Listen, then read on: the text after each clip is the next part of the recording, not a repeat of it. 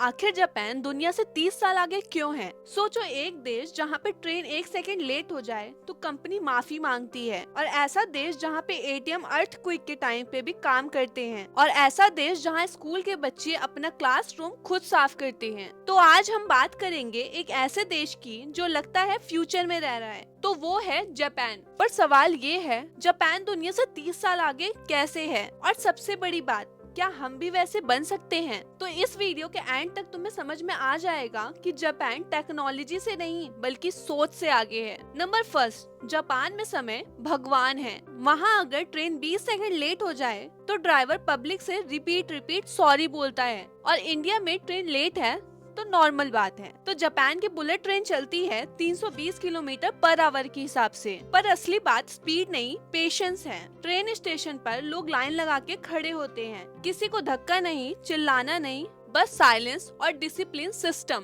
तो जापान के लोग मानते हैं लेट आना मतलब किसी का टाइम चुराना, और जो टाइम चुराए वो किसी चोर से कम नहीं। नंबर 2, जापान के रेस्टोरेंट में वेटर्स रोबोट होते हैं, होटल में रिसेप्शनिस्ट रोबोट होती है, शॉपिंग मॉल में गाइड रोबोट होती है, क्योंकि जापान में रोबोट को लोग मशीन नहीं कलीग मानते हैं। बल्कि वहाँ ये थॉट है, मशीन इंसानों की नौकरी नहीं चुरा रही, बल्कि मशीन इंसानों की लाइफ इजी बना रही है, और हम रोबोट आए तो उनसे दूर जाते हैं। तो जापान सीखता है फ्यूचर से भागो मत, बल्कि फ्यूचर के साथ भागो। नंबर 3, जापान के बच्चे क्लासरूम खुद साफ करते हैं, वॉशरूम खुद क्लीन करते हैं, और लंच खुद सर्व करते हैं, क्योंकि टीचर सिर्फ पढ़ाता नहीं, कैरेक्टर बनाता है। वहाँ एग्जाम से ज्यादा ये इम्पोर्टेंट होता है, manners, discipline, team work, respect. और जापान के बच्चों को ये सारी चीजें सिखाई जाती हैं कि तुम स्पेशल नहीं हो, तुम यूजफुल तब हो जब तुम दूसरों के काम आ सको। हमारे यहाँ टॉपर्स पर फोकस किया जाता है, और वहाँ पर अच्छे इंसान पर फोकस किया जाता है। इसलिए जापान प्रोड्यूस है लीडर्स का, इन्वेंटर्स का,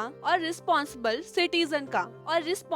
सिटीजन का। नंबर 4, तो जापान को हर साल ये फेस करना पड़ता है, अर्थक्वेक, सुनामी, वॉल्केनो और फ्लड। और हमारे यहाँ ऐसा होता है तो पूरा सिस्टम हिल जाता है, और वहीं जापान में डिजास्टर आता है तो सिस्टम और स्ट्रॉन्ग हो जाता है, बिल्डिंग और फ्लेक्सिबल हो जाती हैं, ऑटोमेशन एक्टिव होते हैं, क्योंकि emergency response with in minute होते हैं। आज जापान में अर्थक्वेक आ जाए, ट्रेन रुक जाए या गैस बंद हो जाए, अलर्ट फोन पर आ जाएगा। No panic, no drama, no excuse, सिर्फ प्रिपरेशन, क्योंकि जापान मानता है डिस्ट्रॉय से मत डरो, बल्कि डिस्ट्रॉय के लिए रेडी रहो। नंबर 5, तो जापान में कॉन्सेप्ट है, गलती हो जाए तो इंसान माफी मांगता है और कंपनी रिजाइन कर सकता है। जापान में ये कोई नहीं कहता कि सिस्टम खराब है, गवर्नमेंट ऐसी है और लोग बेकार है, बल्कि वहाँ बस एक थॉट चलता है, अगर कुछ गलत है तो मैं ठीक करूंगा। हर आदमी सिस्टम का हिस्सा है और हर आदमी जिम्मेदार है। नंबर 6, जापान 30 साल आगे